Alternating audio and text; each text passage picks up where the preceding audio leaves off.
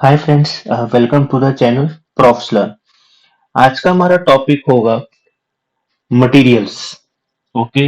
हम लोग आज से फ्रेंड्स क्या करने जा रहे हैं, हम लोग जो हमारे स्पेसिफिक जो कॉस्ट कंपोनेंट्स वगैरह होते हैं, आज से हम लोग उसके बारे में स्लोली ग्रेजुअली हम लोग उसके बारे में डिस्कशन हम लोग स्टार्ट करने जा रहे हैं।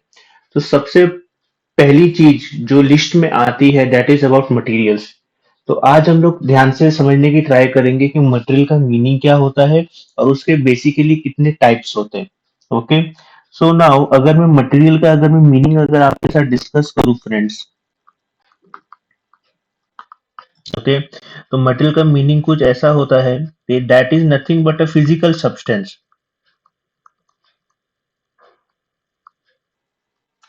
That is nothing but a physical substance that is used to create.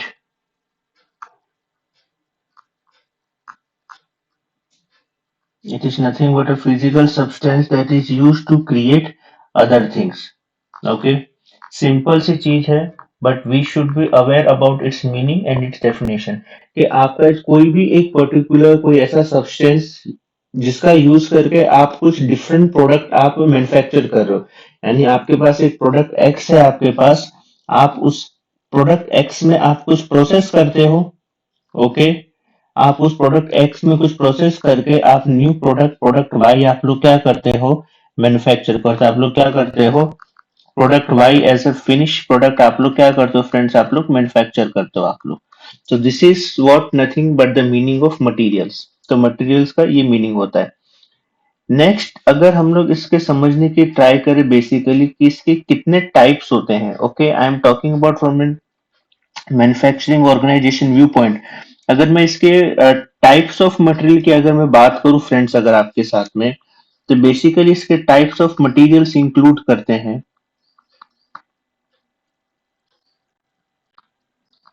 इसके टाइप ऑफ मटेरियल्स के इंक्लूड करते हैं कौन से। पहला होगा डायरेक्ट मटेरियल्स।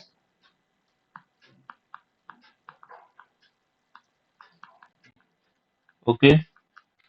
पहला होगा direct materials and second would be indirect materials. पहला होगा डायरेक्ट मटेरियल्स, दूसरा होगा आपका इनडायरेक्ट मटेरियल्स फ्रेंड्स आपका। Okay. So direct materials and indirect materials में क्या डिफरेंस है।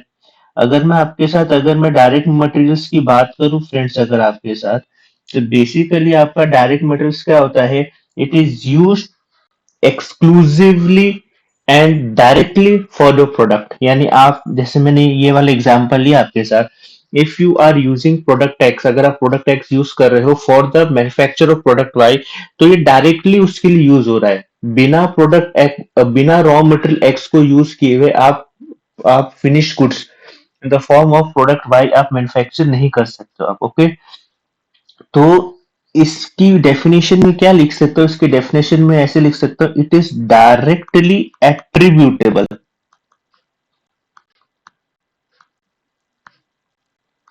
It is directly attributable to the end product. It is directly attributable to the end product. इसकी मैं सिंपल सी डेफिनेशन में इस तरीके से लिख सकता हूं, that it is directly attributable to the end product. Now this is the word important, attributable to the end product. अगर वहीं पे मैं अगर इनडायरेक्ट मटेरियल की डेफिनेशन अगर लू फ्रेंड्स, तो इनडायरेक्ट मटेरियल की डेफिनेशन सिंपली बोलेगी, it is not directly attributable, it is not directly attributable to a particular final product. It is not directly attributable to a particular final product. So I hope friends अगर आप लोग को ये इसका meaning clear हुआ होगा, that what is the meaning of this material and material के कितने टाइप्स होते हैं। दो टाइप्स होते हैं, direct materials, indirect materials.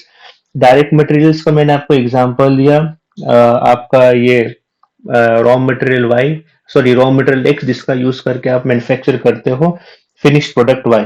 And indirect material आपके जो लूज मटेरियल्स होते हैं, अगर आप इसका एग्जांपल लिखना चाहे, तो इसके जो लूज मटेरियल्स होते हैं, लूज मटेरियल्स मतलब लूज मटेरियल मतलब स्क्रूज,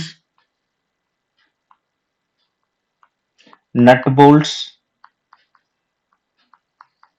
एंड एक्सेट्रा, क्योंकि वो हर कॉमनली हर चीज में यूज होते हैं और वो स्पेसिफिकली खाली इसी एक पर्टिकुलर एंड प्रोडक्ट के लिए यूज नहीं होता फ्रेंड्स। आई होप आप लोग को ये छोटा सा कंसेप्ट क्लियर हुआ होगा।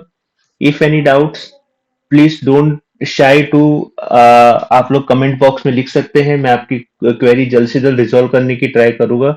And till then keep sharing, keep subscribing and keep learning friends. Thank you friends, thank you very much for time.